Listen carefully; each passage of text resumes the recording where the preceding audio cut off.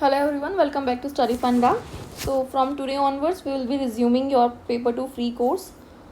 Siddharth sir is on leave, so I am Vaishali. I'll be taking your classes from now onwards.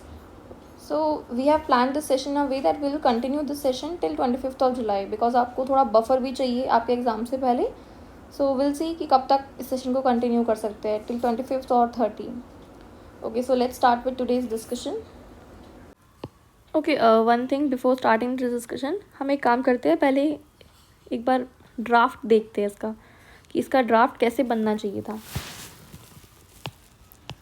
तो वैसे तो आप लोगों ने अटेम्प्ट कर ही लिया होगा, बट जस्ट फॉर सेक कि आपको अटेम्प्ट किस तरीके से करना चाहिए वो देखते हैं. तो हमारा ऐसे था मैरीटाइम सिक्योरिटी के ऊपर. तो हमें मैरीटाइम सिक्योरिटी को नेशनल सिक्योरिटी से लिंक करना था. तो इसको देखो, पॉइंट्स देखते हैं इसके. इसमें आप इंट्रोडक्शन दोगे जो कि बहुत ही सिंपल होना चाहिए. मैं आगे भी एक्सप्लेन करूँगी वीडियो में मॉडल आंसर के थ्रू, क्योंकि उसके थ्रू आपको थोड़ा बेटर अंडरस्टैंडिंग होगी कि कैसे डेवलप करना है अपने आंसर को धीरे स्टेज वाइज. बट यहाँ एक ड्राफ्ट प्रिपेयर कर रहे हैं कि हम मैरीटाइम सिक्योरिटी में इंट्रोडक्शन देंगे. इंट्रोडक्शन में हम ट्राई करेंगे लिंक करना मैरीटाइम सिक्योरिटी को, फिर चाहे वो कैसे भी एग्जाम्पल के थ्रू आप लिंक करो, एक उसको लिंक डेवलप करना है नेशनल सिक्योरिटी के साथ. आगे देखते हैं इंट्रोडक्शन में कैसे हमने लिंक करा हुआ है. उसके बाद जब हम मेन बॉडी पे पहुंचेंगे तो बेसिकली ये हमारी सबसे इम्पॉर्टेंट पार्ट है. हमारा मैक्सिमम वर्ड्स जो है ऐसे का वो इस एरिया में जाना चाहिए. लाइक समवेयर अराउंड 200 के आसपास हमारे वर्ड्स इस एरिया में होने चाहिए.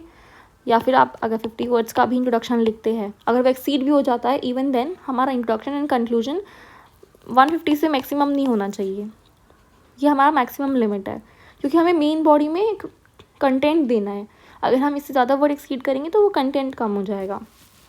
तो हमने मेन बॉडी में हम ये बताएंगे कि इंडिया के लिए मैरीटाइम सिक्योरिटी इतनी इम्पॉर्टेंट क्यों है. तो उसमें देखो सिंपल देखते हैं. आप ऐसे सोचो ना, हमारी मैरीटाइम, हमारा जो वाटर बॉर्डर्स है वो इतने इंपॉर्टेंट क्यों है. देखो, यूरोपियन कॉलोनाइजेशन पावर सबको पता है वो कैसे आए थे. उनका जो कॉलोनाइजेशन स्टार्ट हुआ था इंडिया पे वो कैसे हुआ था, वाटर के थ्रू.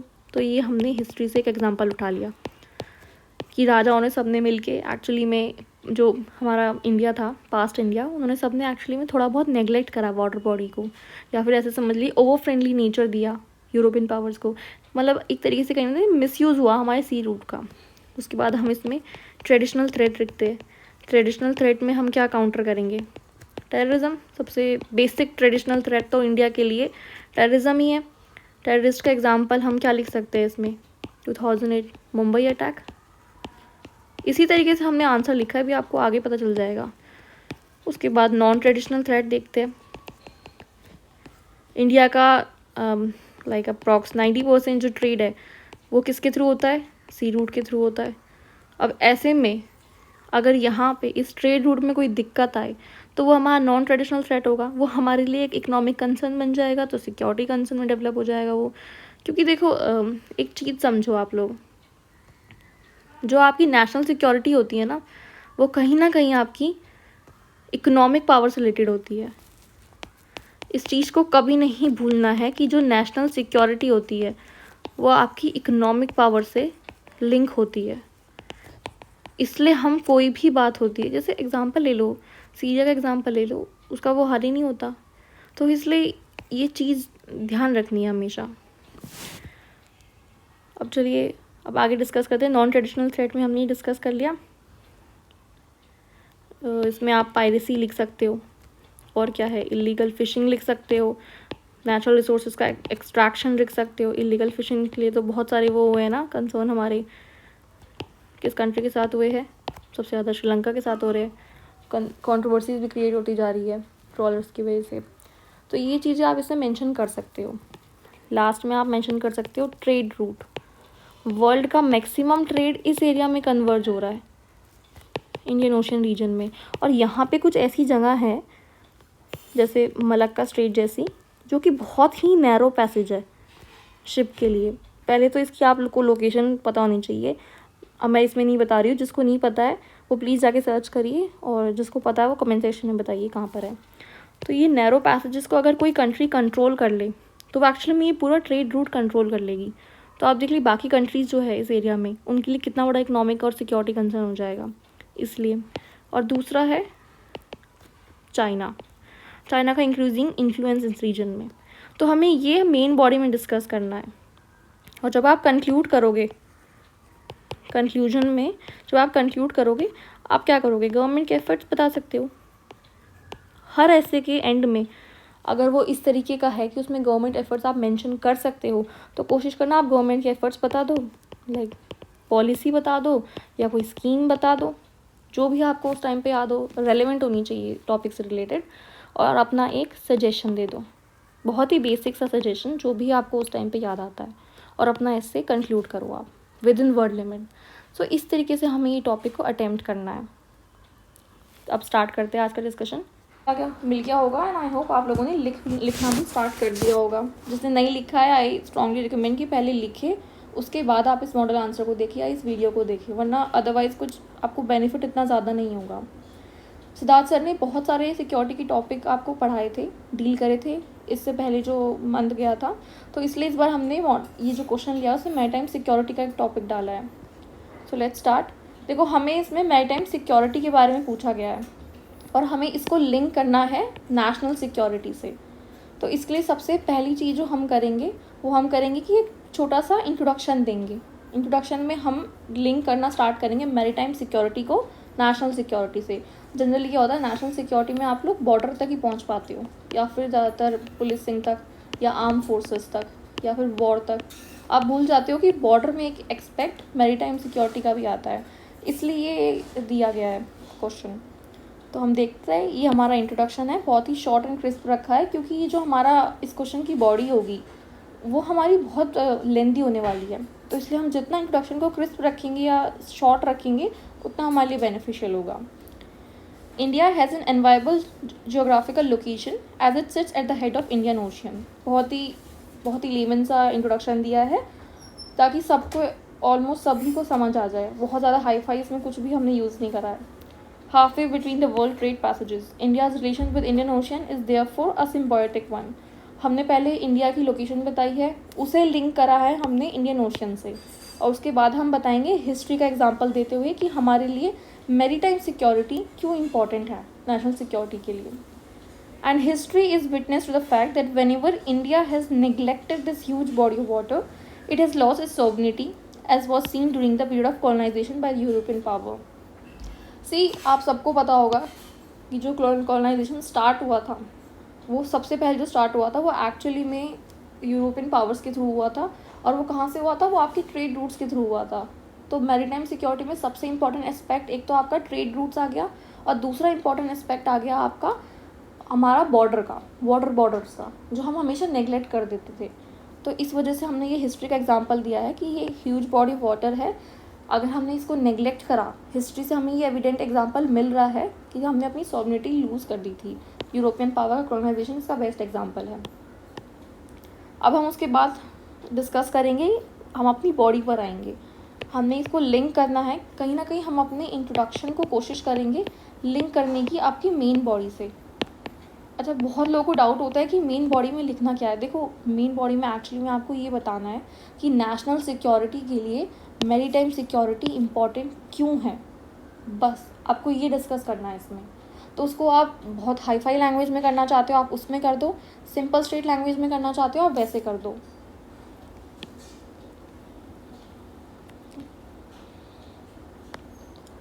मेन बॉडी में हमने स्टार्ट करा है मैरीटाइम सिक्योरिटी। देखो, यहीं से हमने लिंक करा है, इसलिए हमने एंड तर्स करके स्टार्ट करा है।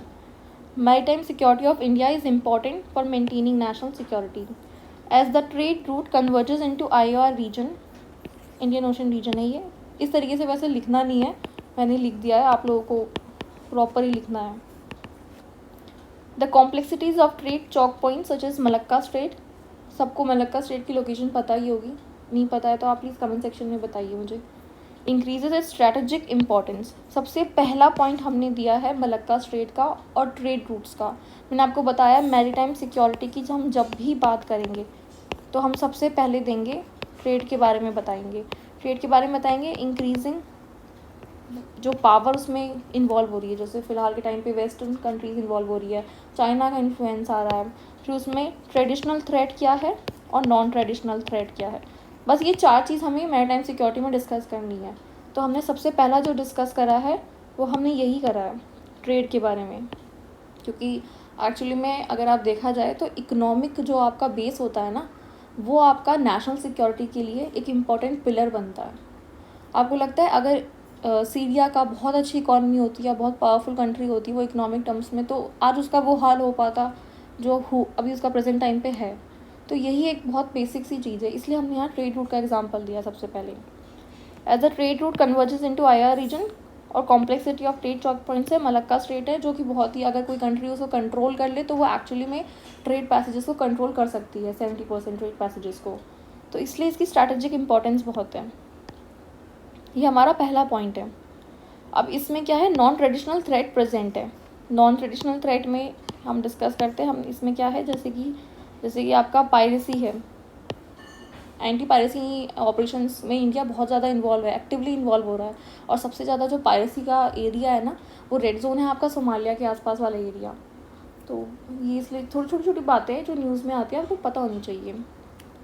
Non-traditional threats such as piracy, smuggling, illegal fishing and depletion of resources has potential to disrupt trade route, thereby hurting your maritime economy। ये हमने यहाँ पे maritime economy से लिंक कर दिया, क्योंकि हमारा मानना ये है कि maritime की economy forms a base for your national security.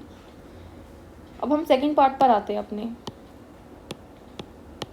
Secondly, China का इंक्रीजिंग इन्फ्लुएंस। देखो, जब भी आप सिक्योरिटी की बात करोगे, फिर चाहे वो लैंड बॉर्डर्स हो या वाटर बॉर्डर्स हो, आपको हर जगह चाइना मेंशन ही करना है, क्योंकि सबसे बड़ा इस टाइम पे कोई नेबर हमारा वॉलेटाइल है ना, जो हमें थ्रेट पोज कर सकता है।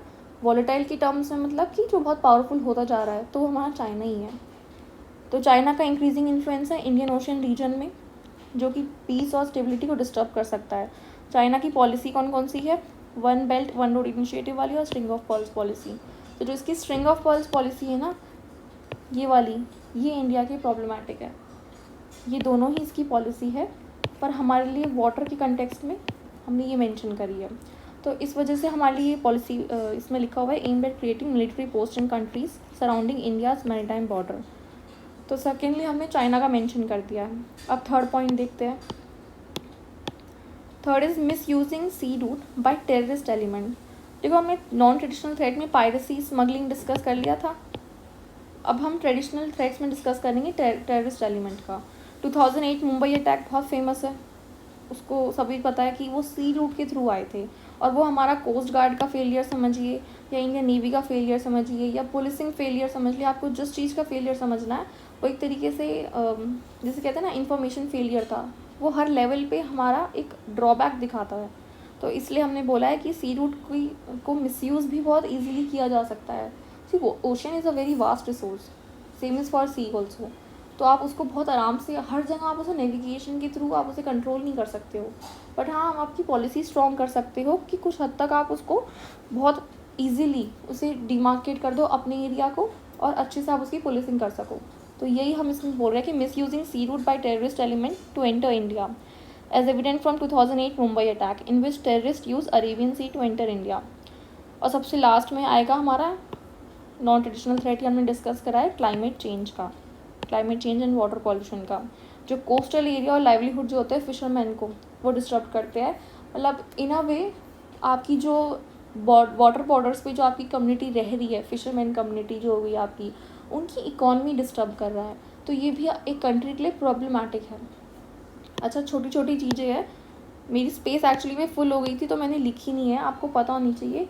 इंडिया का 90% जो ट्रेड है बहुत हद तक वो वाटर के थ्रू होता है, और इंडिया का जो मैक्सिमम ट्रेड कन्वर्ज होता है वो इसी एरिया में होता है।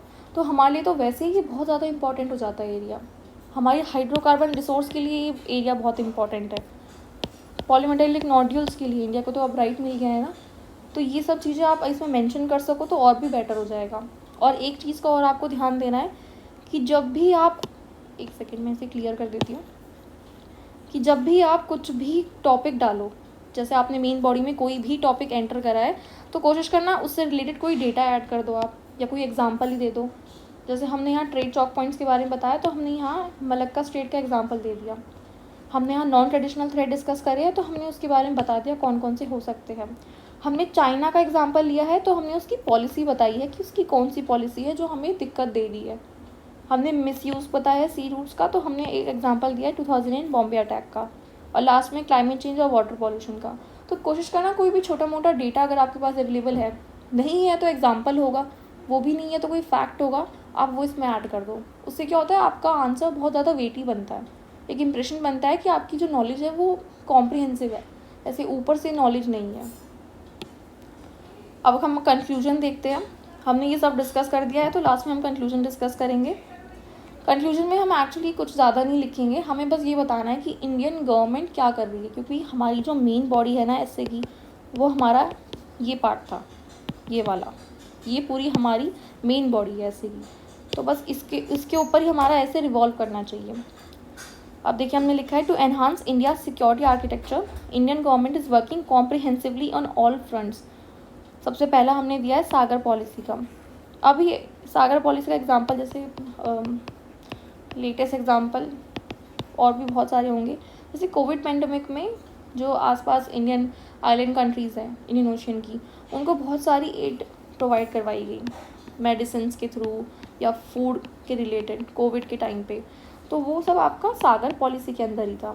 सागर पॉलिसी बेसिकली आपका, जिसको नहीं पता है एक बार आप गो थ्रू करना है इसका, मैं बता देती हूँ। लॉन्च इन 2015, और इसका मेन बस 2 चीज़ आपको याद रखनी, इकोनॉमिक एंड सिक्योरिटी। इसके 2 कंटेक्स्ट है, इकोनॉमिक का एक कंटेक्स्ट है और एक है सिक्योरिटी का। और ये कॉम्प्रिहेंसिव पॉलिसी, जैसे हम कहते हैं ना अम्ब्रेला पॉलिसी, जो ऑलमोस्ट सभी चीज़ों को कोशिश करती है कवर करने की, तो ये हमारी उसी तरह की पॉलिसी है जो इंडियन गवर्नमेंट ने रिलीज़ करी है for maintaining peace and stability in the Indian Ocean region. देखो बहुत ज़्यादा हाईफाई इंग्लिश नहीं है इसमें, अगर आप देखो तो बहुत ही सिंपल और प्लेन टेक्स्ट लिखे हुए हैं। तो कोशिश करना कि आपकी राइटिंग भी इसी तरीके से हो, ताकि जब एग्जामिनर कॉपी चेक करे तो उसको एक बहुत ज़्यादा वेगपन ना लगे आपकी कॉपी में। सेकेंड पॉइंट हमने लिखा है Indian navy is also participating in UN security council mandated anti piracy options. अगर किसी को एग्जाम्पल याद है तो वो एग्जाम्पल लिख सकता है, बट मेरे ऑलरेडी वर्ड बहुत एक्सीड हो गए थे तो मैंने इसमें एग्जाम्पल नहीं लिखा हुआ है, तो आप डायरेक्ट भी लिख सकते हो। सबसे पहला हमने लिखा है सागर पॉलिसी का, फिर हमने बताया एंटी पायरेसी ऑपरेशंस में भी इन्वॉल्व है। उसके बाद थर्ड है जॉइंट एक्सरसाइजेस का। पता है ना, हर कंट्री के साथ इंडिया अपनी जॉइंट एक्सरसाइजेस कंडक्ट कर रहा है। कई बार कुछ एक्सरसाइज होती है लाइक मिलान टाइप, जो मल्टी कंट्रीज़ होती है, तो ये सब तो आप पेपर 1 के लिए पढ़ते ही होंगे। तो आप उसमें ये कोई भी एग्जांपल आप पुटअप कर सकते हो, कोई भी, मतलब कोई भी सिंगल एग्जांपल जो आपको याद हो रहा हो। हाँ, बस ऐसा मत करना कि किसी और रीजन में होता है वो और आपने इंडियन ओशन कंटेक्स्ट में लिख दिया, बस ये मत करना। उसके बाद हमने बहुत ही सिंपल टर्म्स में इसको एंड करा है, क्योंकि हमें कंक्लूजन को एंड करना होता है हमेशा।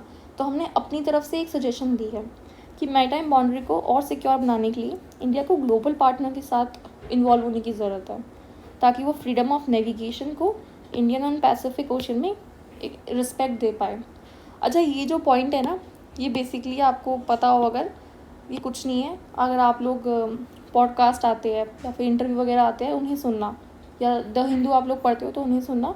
उसमें आता है ये जयशंकर की लाइन में, हमारे जो डिफेंस एक्सटर्नल अफेयर्स मिनिस्टर है उनकी लाइन है ये, कि हमें फ्रीडम ऑफ नेविगेशन को रिस्पेक्ट करना चाहिए।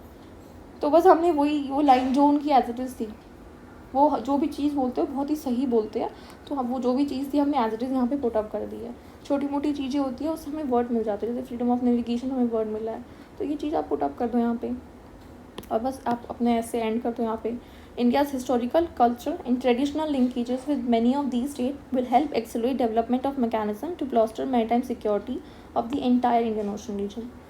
देखो कोशिश करनी है इस तरीके से, आपका ऐसे तो एंड हो जाएगा सी, बट इसमें एक दिक्कत ये है कि आई हैव ऑलरेडी एक्सीडेड 300 की वर्ड लिमिट है ना, so somewhere you can write till 330 335, but इससे ज़्यादा क्रॉस नहीं करनी है, क्योंकि इससे ज़्यादा आप क्रॉस करोगे, चलो आप नेगेटिव मार्किंग भी हटा दो, बट इससे ज़्यादा अगर आप वर्ड लिमिट क्रॉस करोगे ना, तो you have to attempt 1 single essay in 15 और 20 मिनट्स। तो जो बाकी एसे, बाकी पेपर के लिए आपका टाइम ख़त्म होता जाएगा।